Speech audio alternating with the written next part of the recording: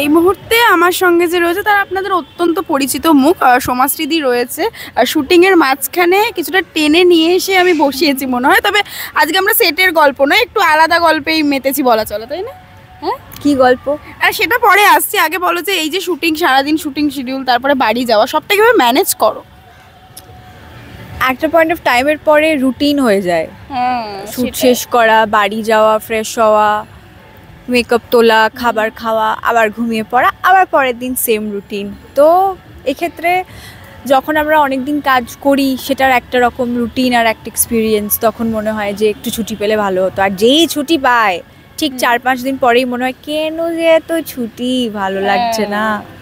I think সবারই এরকমই হয় মোটামুটি একদমই তাই। এবং রাত্রি হয়ে যায় প্রত্যেক দিনই নিশ্চয়ই বাড়ি যেতে যেতে বেশ কিছুটা। তারপর রাত্রেবেলা বাড়ি গিয়ে সংসারের কাজ কতটা করা হয়?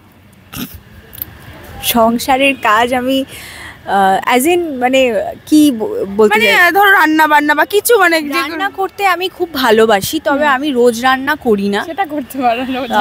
আমি অকেশনালি রান্না করি।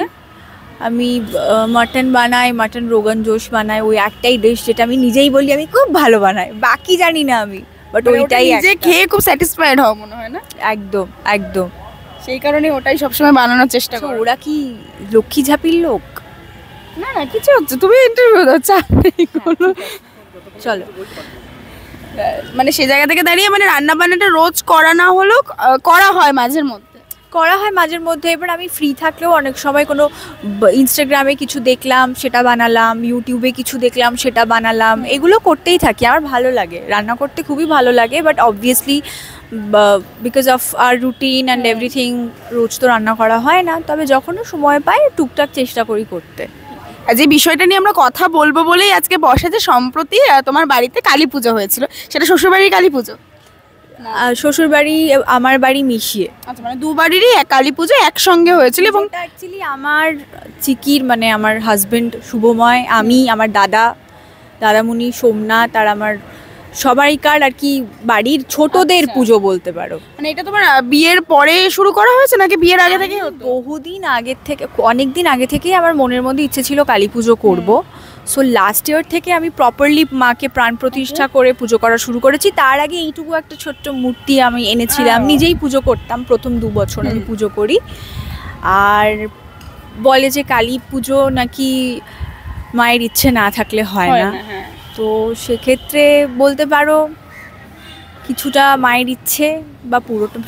আমাদের তো একটা পাতাও নড়ে না তার ইচ্ছে ছাড়া। সো আমার ভীষণ ইচ্ছে ছিল যে কালী পুজো করবো। সো লাস্ট ইয়ার থেকে প্রপারলি তখন আমি বাড়িতে বললাম যে তাহলে কি পুজোটা শুরু করব? তো বললো হ্যাঁ চলো তাহলে শুরু করি। আর আমার দাদা আর ভাই, আমার কাজিন ভাই আর আমার দাদা, ওরা দুজনেই পুজোটা করে অ্যাজ পুরোহিত। তো ওদেরকে বললাম, তো বললো, আমাকে বলেছিল মনে আছে কালী পুজো মানে কালী পুজো মানে বিশাল একটা ব্যাপার, ধরো ব্যাপার, মানে দায়িত্বটাও অনেক বেশি থেকে বেশি কালী পুজোয়। আমি বলবো না নিয়ম অ্যান্ড এভরিথিং, বিকজ ঠাকুর শুধু মনটাই দেখে যে কে কতটা ভালোবেসে আর মন কীরকম, সেই ক্ষেত্রে সেই জায়গা থেকে পুজোটা করছে। বাট হ্যাঁ, নিষ্ঠা ভরে পুজো করাটা অফকোর্স ইটস ভেরি ইম্পর্টেন্ট। আর কালী পুজোর অনেক রিচুয়ালস থাকে, তো সেই ক্ষেত্রে অনেকে বলে বাপরে কালী পুজো, বাট আমার জানি না, আমার প্রচণ্ড ইচ্ছে হয়েছিল। So I started. আগের বছর থেকে মা আসছে, এবছরও এলো, পরের বছরও আসবে। আর জানি না আমার পরিস্থিতি কি থাকবে বা কেমন থাকবে, আমার ইচ্ছে আছে আমি যতদিন বাঁচবো আমি মাকে আনবো। হ্যাঁ, এবং যেটা উঠেছে প্রশ্ন যে কালী পুজোর দিন তুমি যে ব্লাউজটা পরেছিলে, সেই ব্লাউজটা নিয়ে যত ট্রোলিং চারিদিকে ছড়িয়ে পড়েছে, কি বল? আই ডোন্ট থিঙ্ক, আমি তো ট্রোলড হইনি। যারা ভাবছে আই এম ট্রোলড তাদের ব্যাপার। আমি এক ফোঁটাও ট্রোলড হইনি।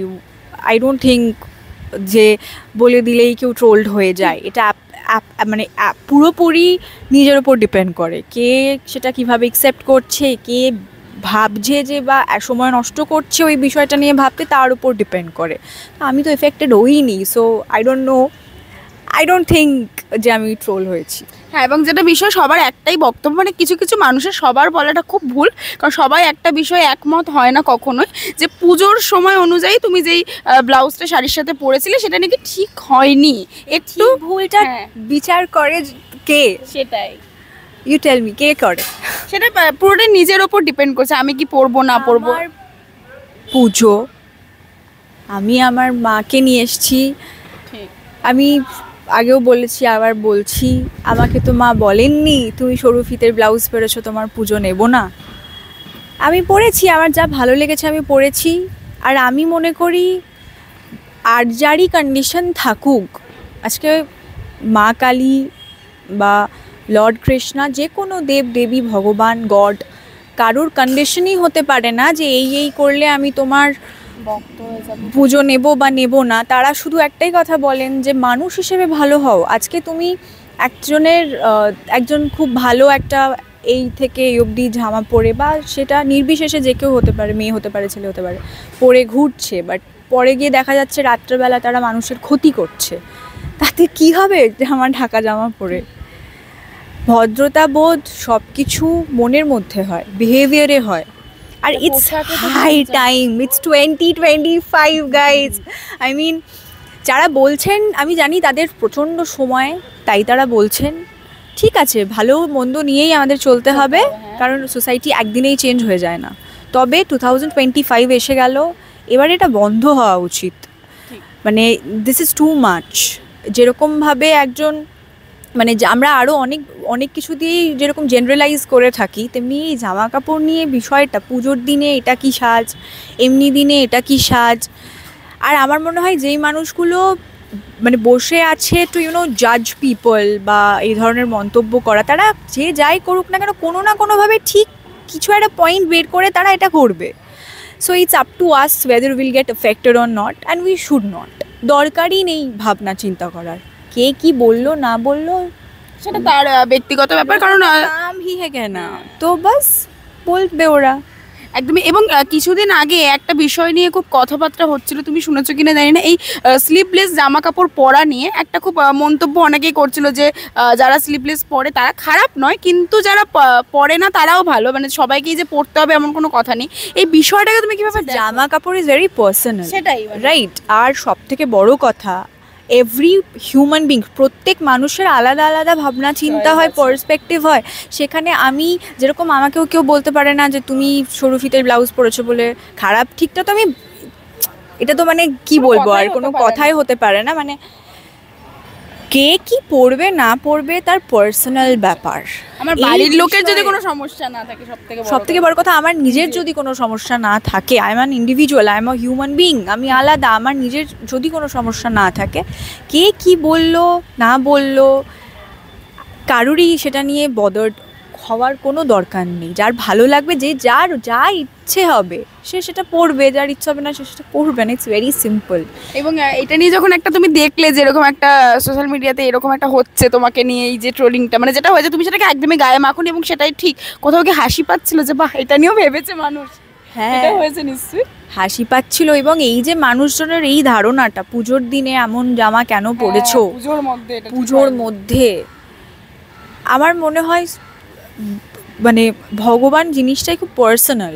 কে তার ঠাকুরকে কেমন করে ডাকবে তার ব্যক্তিগত ব্যাপার। আমি তোমাকে বলতে পারি না তুমি কেন লাল পাড় সাদা শাড়ি পরে গেছো পুজো দিতে, তোমার ব্যাপার, তুমি গেছো তোমার ভগবানের কাছে। আমি কালো শাড়ি পরে গেলেও কিছুকে বলার নেই। না না না না, সেমনি ভাবে আমাকে কেউ বলতে পারে না। আর আমি জানি না বিষয়টা বড় হলো কি করে, যাই হোক, মেবি। আর সবাই ভুলে যায় যে যেই রূপে মানে আমরা যাকে পুজো করি তাকে তো আমরা সেভাবেই পুজো করি, এবং সেভাবেই রেসপেক্ট করি সবাইকে। আর যদি কাউকে রেসপেক্ট করার হয়, এমনিই করবি, রেসপেক্টিভ অফ সে কী পরে আছে না পরে আছে। আর এটা কখনোই জামা কাপড়ের ওপর ডিপেন্ড করা উচিত নয়। দিস ইজ হাই টাইম, মানে এইটা এবার বন্ধ হতে হবে 2025। একদমই তাই। এবং এই মুহূর্তে দাঁড়িয়ে এটা তো একটা বিষয় গেল, এই মুহূর্তে দাঁড়িয়ে তোমার কি মনে হয় যে এই যে সোশ্যাল মিডিয়াতে যেটা হচ্ছে, যে এই যে ট্রোলিং বলো বা যেটাই হচ্ছে না কেন, এটা কি কোথাও গিয়ে মানুষকে আরও বেশি তৈরি করছে, মানে সেলিব্রিটি তৈরি করে দিচ্ছে? মানে তোমাকে নিয়ে যখন আজকে এই ঘটনাটা ঘটলো, তার মানে যেই মানুষগুলো তোমাকে চিনতো না তারাও তোমাকে কোথাও গিয়ে চিনলো, সেটা কি নিজের জন্য একটা ভালো দিকও কোথাও গিয়ে তৈরি হয়? দেখো, I believe in one thing, সব সিচুয়েশনে পজিটিভ অ্যাসপেক্ট খোঁজা উচিত। এইবারে তাই বলে এমনও নয় যে আমি কমেন্টগুলো খুব একটা পড়িনি, এক দুটো হয়তো এই যখন কোনো নিজের কেউ হয়তো কমেন্ট করলো দেখলাম। আই ডোন্ট থিঙ্ক এটা কারুরই মেন্টাল হেলথের জন্য ভালো। এবার তুমি কি করবে, মানে আজকে সকলকে তো তুমি হঠাৎ করে শিক্ষিত করে তুলতে পারবে না, সেটা নিজের থেকে যখন হবে এমনিই চলে যাবে, but it will take time I guess. আর রিগার্ডিং পপুলারিটি, আই থিঙ্ক ওই বলে না you are got viral, I think it depends, মানে সবসময় যে ওই জন্যই তোমাকে সবাই চিনে ফেললো বা অন্য কারণে চিনলো না, সেটাও যেরকম নয়। আবার কিছুটা ক্ষেত্রে হতেই পারে ওই জন্যই আবার চিনলো বা আগের মতন নয়। একদমই তাই। এবং যেটা প্রশ্ন যে নেগেটিভ চরিত্র করেছো, সে জায়গা থেকে দাঁড়িয়ে কখনো মনে হয়েছিল যে আবার কখনো যদি নেগেটিভ থেকে পজিটিভে ফিরতে চাই, সেটা কোথাও গিয়ে খুব চাপ হয়ে যাবে নিজের জন্য, এটা কখনো গিয়ে কোথাও গিয়ে মনে হয়েছিল? না, মানে তোমার কাছে চরিত্র, যে কোনো চরিত্রে খুব সুন্দরভাবে তুমি ফুটিয়ে তুলতে কি সবসময় চেষ্টা করো? I think all actors should be versatile, সেটা নেগেটিভ হোক পজিটিভ হোক যাই হোক, গ্রে হোক, যেমনই চরিত্র হোক, আমাদের কাজ সেটাকে ফুটিয়ে তোলা, ভেরি সিম্পল। হ্যাঁ, কিন্তু তোমার ক্ষেত্রে কখনো এটা মনে হয়নি যে নেগেটিভ করলে পজিটিভ পাবো না, বা পজিটিভ যদি আর কেউ আমাকে পজিটিভের জন্য না ভাবে, এটা কখনো? কারণ যারা নেগেটিভ করে তাদের একটা জায়গাটা তৈরি হয়ে যায়। না, আপাতত তো আমি এরকম কিছু ভাবিনি, এখন অবধি ওরকম কোনো ভাবনা নেই। তোমার কাছে যেটাই আসছে সেটাকেই তুমি খুব এনজয় করছো সেই কাজটা? না, আমি যেই মানে অফকোর্স আমি পরপর তোমাদের রানীর পরেই আবার আমি অ্যাজ আ ভিলেন এটা শুরু করলাম, ওমর দরদিয়া শুরু করলাম। তার মাঝে আমি উড়ান করেছিলাম and I was very positive. তো সেই ক্ষেত্রে আমার মনে হয় এই যে ব্যাপারটা যে নেগেটিভস করছে তো নেগেটিভই করে যাবে, বা আমার মনে হয় সেরকম হয় না, জানো তো। কোনোদিনও কোনো কিছু ধরো মনে হলো যে এটা সমাজ ঠিক করতে পারবে বা ওকেই নিতে হবে, তাহলে হবে, মানে আর যদি না মনে হয় হবে না। যখন ভেবেছিলে যে একজন অভিনেত্রী হবে, তখনও তো কেউ এটা ভেবে আসে না যে নেগেটিভ করব বা কিছু, সবাই ভাবে লিড বা পজিটিভ কিছু করব। তো সেই জায়গা থেকে কোথাও গিয়ে কখনো ভিলেন প্লে করা ইজ ভেরি টাফ, মানে লিড অ্যান্ড নেগেটিভ লিড বা character, any role is very important. আজকে একটা গল্পকে দাঁড় করাতে গেলে প্রত্যেকে খুব ইম্পর্ট্যান্ট। তো সেই ক্ষেত্রে আমার মনে হয়নি অ্যাকচুয়ালি। আর I love playing a villain, I love it, আমার ভালো লাগে। তাই বলে আমি যদি এরপরে কোনো ভালো প্রোটাগনিস্ট কিছু পাই, আমি কি করবো না? Of course I will do it. ওটাই তো আমার তাহলে মানে পরীক্ষা, যে এইটা করার পরেই এটাতে আমি কেমন পারফর্ম করছি। আই থিঙ্ক ওইটাই তো মানে main point, right, of being an actor, আর কি। এবং এই যে নেগেটিভ ক্যারেক্টার করার পরে দর্শকদের কাছ থেকে হয় না যে এক এক সময় হয় যে মানে সামনে থেকে দেখলেও হ্যাঁ যে মানে মনে হয় যে এই টিকিট ছুঁড়ে মারতো আমাকে দেখে। হ্যাঁ, বাপ রে বাপ। আমি এবার একটা জায়গায় বেড়াতে গেছি, না আই থিঙ্ক একটা এক্সিবিশনেই গেছিলাম, আমি তো নিজের মতন ঘুরছি, ও বাবা কোত্থেকে 3-4টে বাচ্চা এসে গায়ে টিকিট গুটিয়ে, এরকম হয় না বাচ্চারা খেলে, ওটা ছুঁড়ে হ্যাঁ আনিশা বলে পালিয়ে গেল। এবার আমি ভাবছি এদেরকে কি বলবো আমি, ওরা তো বিশ্বাসই করে নিয়েছে আমি খারাপ। তো আমার মনে হয় একজন এক্স্যাক্টলি যেরকম একজন প্রোটাগনিস্টকে দর্শক ভালোবাসবে, তার জন্য দুঃখ পাবে, চাইবে যে সে সবকিছু জয়ী হয়ে জিতে এগিয়ে যাক, সেরকম নেগেটিভ একজন ভিলেনকে তো দেখে ওকে রাগ হওয়া না হলে আর কিসের ভিলেন? তাহলে তুমি অভিনয় করতেই পারলে, বাজে পার্ট হচ্ছে। এটা কিন্তু খুব সুইট ছিল না, টিকিট ছুঁড়ে যেটা মেরেছিল, এই বিষয়টা ভেরি সুইট। এছাড়া আর কখনো এরকম কোনো এক্সপেরিয়েন্স তোমার হয়েছে অনিশার? প্রচুর, বাপরে। আমি খুব আন্টিদের কাছে রাস্তায় দাঁড় করিয়ে, কেন করছো তুমি এরকম, খুব দরকার আছে কি? হ্যাঁ, এটা কেউ করে? এবার আমি কিছুটা ক্ষেত্রে গিয়ে কি আর করবো বলুন, তো আমি ওদের ভাঙি না বিশ্বাসটা, মানে ওরা তো বিশ্বাস করেই দেখছে, আজকে ওরা দেখছে বলেই আমি যেখানে আছি। ঠিক। So I respect my audience above everything, I love them. আমি অলওয়েজ বলে এসেছি ওনারা আছে বলেই আমি আছি। এবার দেখা যাক যখন যেই চরিত্র, আমি জল, ঠিক, যে পাত্রে রাখা হবে সেই পাত্রে রাখার আর কি ধারণ। I am water. That's it. একদমই তাই। খাওয়া দাওয়া না করিয়ে সমাজটিদিকে ধরে বেঁধে এনে এখানে বসিয়েছি। শুধুমাত্র কয়েকটা কথা আমাদের বলার ছিল, খুব ইম্পর্টেন্ট ছিল কথাগুলো বলা। তো যাদের যেটা বলার দরকার তারা সেটা বলুক। তোমার কাছে বিষয়টা এরকমই, যেটা আমি বুঝলাম এতক্ষণ কথা। ছোট একটা বিষয়, হ্যাঁ। মানে লোকজন তো বলবেই, ঠিক, সেটা মেনেও নিতে হবে। মেনে নেওয়ার বিষয় না, বলবে। আর সব কিছু নিয়েই যদি আমরা এখন সবাই, শুধু আমার ক্ষেত্রে নয়, কোনো অ্যাক্টরের ক্ষেত্রে নয়, যে কোনো মানুষের ক্ষেত্রে যদি সব কিছু নিয়ে সবাই এফেক্টেড হতে শুরু করে, তাহলে তো বাঁচাটাই মুশকিল হয়ে যাবে। তো প্রয়োজনই নেই। যেটা মনে হচ্ছে negative, it's harming my mental health or it's harming me in any way, don't just ভেবোই না, ছেড়ে দাও। হ্যাঁ, ও আচ্ছা ঠিক আছে, হ্যাঁ, ওকে ফাইন, ভালো হয়েছে।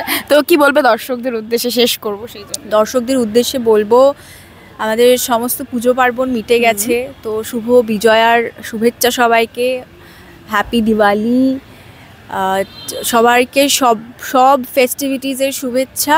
আপনারা ভালো থাকুন, নিজেদের খেয়াল রাখুন, আপনারাও নিজেদের মেন্টাল হেলথ প্রোটেক্ট করুন। আর কি বলবো, মৌলি রয়কে কেমন লাগছে জানাবেন, আর ও মোর দরদিয়া দেখুন, কারণ অনেক কিছু হতে চলেছে। So stay tuned, keep watching শুধুমাত্র স্টার জলসায়। আর আপনাদের ভালোবাসার জন্য আজকে আমি এখানে বসে ইন্টারভিউটা দিতে পারছি। So thank you very much, love you guys. And কে কি বললো না বললো, থ্যাংক ইউ।